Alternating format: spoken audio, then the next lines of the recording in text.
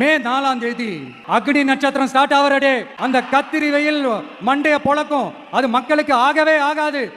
நம்பிக்கை உள்ள மக்கள் யாரும் நல்ல காரியங்கள் அந்த அக்னி நட்சத்திரம் டைம்ல செய்யவே மாட்டாங்க. சூரியன் பட்டா சன் ஸ்ட்ரோக் வரும். எப்படா இந்த சூரியன் மறையும், எப்படா இந்த சூரியன் ஒளியும்? எனக்கு தாவேகா தலைவர் விஜய் அவர்கள் கிட்ட ஒரு கேள்விங்க. சூரியன் அழியணும் ஒழியணும்னு யாருங்க நினைப்பா? சூரியன் அழிஞ்சா இந்த உலகம் இயங்குமா, இல்ல உயிர் பெருக்கங்கள் தான் நடக்குமா? இது என்னங்க இது 2ஆம் கிளாஸ் படிக்கக்கூடிய மாணவன் மாதிரி கதை சொல்றீங்க. ஒரு தலைவரா 4 புத்தகம் வாசிச்சு வரலாற்று விஷயங்களை தெரிஞ்சுக்கிட்டு பேசுங்கங்க.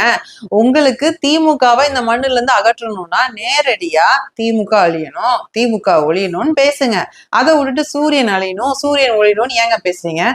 சன்ஸ்ட்ரோக் பத்தி பேசுறீங்களே, அப்ப நீங்க ஏன் 12 மணி உச்சி வெயில்ல கூட்டங்கள் நடத்துறீங்க? அதனாலதானே உங்களுடைய தொண்டர்கள் மயங்கி விழுந்தாங்க, சில பேர் இறந்தாங்க. அதை நீங்களும் கண்கூடா பாத்தீங்க. அப்ப உங்க தொண்டர்கள் மேல உங்களுக்கு அக்கறை இல்லையா?